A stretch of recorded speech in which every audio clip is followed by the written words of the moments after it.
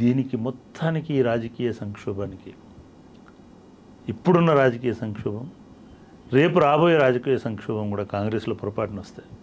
ఈ మొత్తానికి కూడా కారణం కేసీఆర్, ఆయనకున్నటువంటి వ్యూహలోపం, ఆయన తీసుకున్నటువంటి నిర్ణయాలు అనేది మనకు చాలా స్పష్టంగా అర్థమవుతుంది. ఇది మంచిది కాదు నిజానికి. ఇది ఒక కేసీఆర్కు టీఆర్ఎస్ వదిలేయండి, తెలంగాణ కూడా ఒక అస్తిత్వ వేదిక లేకుండా తెలంగాణ తయారు కాబోతుంది ఇంకా నాయకత్వంలో ఇటువంటి వైఖరి కనుకుంటే అనేది చాలా స్పష్టంగా అర్థమవుతుంది. సో అన్ని రాజకీయ పార్టీల్లో కూడా ఇదే పరిస్థితి ఉంది, అదే నేతలు అదే పార్టీలు మారడానికి మీరు చేయండి. కాంగ్రెస్ మైనస్ బీఆర్ఎస్ తీసి ఎంతమంది ఉన్నారు చెప్పండి కాంగ్రెస్ వాళ్ళు? ఒక్కరు కూడా లేరు, గుర్తుపెట్టుకోండి.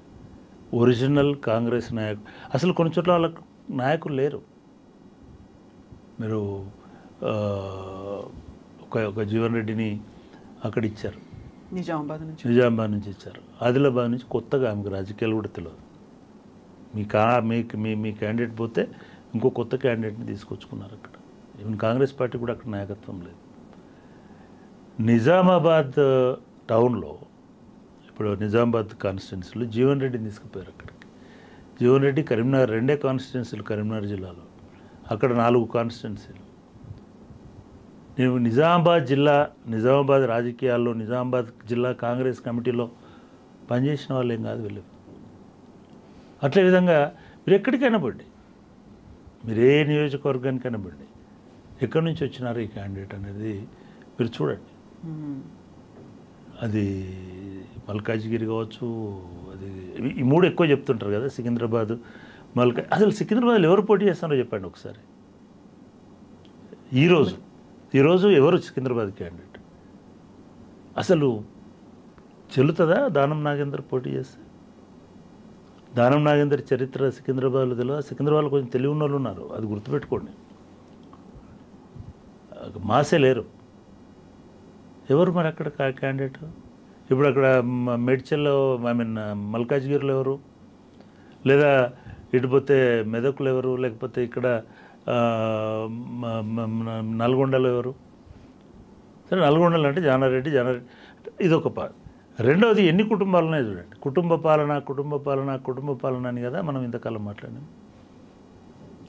మీరు జస్ట్ ఎన్నికలు చూడండి, ఎన్ని కుటుంబాలు అంటే గుత్తకు కాంట్రాక్ట్కి ఇచ్చేసినారు. ఖమ్మం ఒక ఫ్యామిలీ, నల్గొండ 2 ఫ్యామిలీలు, జిల్లా మొత్తము 3 కూడా ఉన్నాయి కదా. అయిపోయింది అది. ఇప్పుడు ఎలక్షన్లలో ఒకటేమో జానారెడ్డి ఉత్తమ్ కుమార్ రెడ్డి కలిసి తీసుకున్న సీటు, ఇంకో సీటు కోమటిరెడ్డి బ్రదర్స్ది. కానీ అక్కడ ఏదో మెలకబెట్టినారు, అది వేరే సంగతి.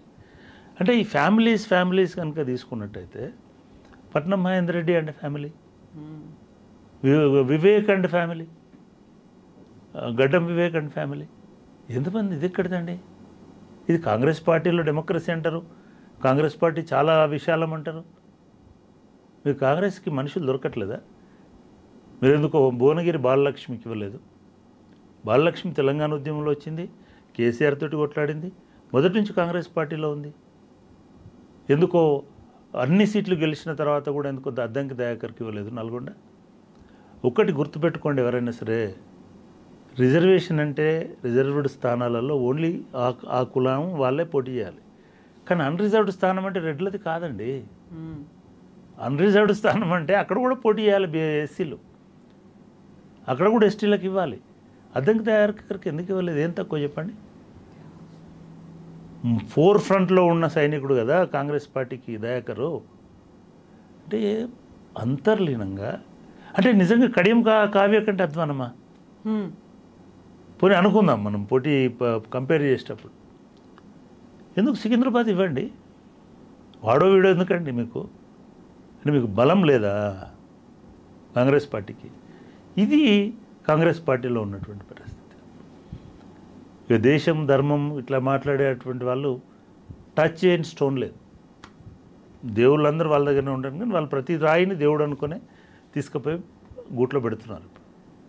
అసలు వరంగల్లో జరిగినటువంటి ప్రయోగం చూసినప్పుడు, ఈవెన్ ఈటెల రాజేందర్ లాంటి ప్రయోగం చూసినప్పుడు, లేదా ఒక్కటి వాళ్ళని మెచ్చుకోవాల్సింది ఏంటంటే, మీరు ఎవరైనా సరే మా గూటికి వచ్చిన తర్వాత మేము ఇట్లాంటి అనైతికమైనటువంటి పనులు వాళ్ళు ఏం చేయట్లేదు. వాళ్ళల్లో ఎన్ని వైరుధ్యాలు ఉన్నప్పటికీ, ఎన్ని రాజకీయాలు ఉన్నప్పటికీ, ఒక సామాన్యులను కూడా పోటీలో పెట్టి మీరు ఉండండి మేము వెనక నడిపిస్తామనేటువంటి స్థాయిలో ఎవరికి తెలియదు. ఖమ్మంలో ఉన్నటువంటి మొన్న అనౌన్స్ చేసినటువంటి నాయకుడు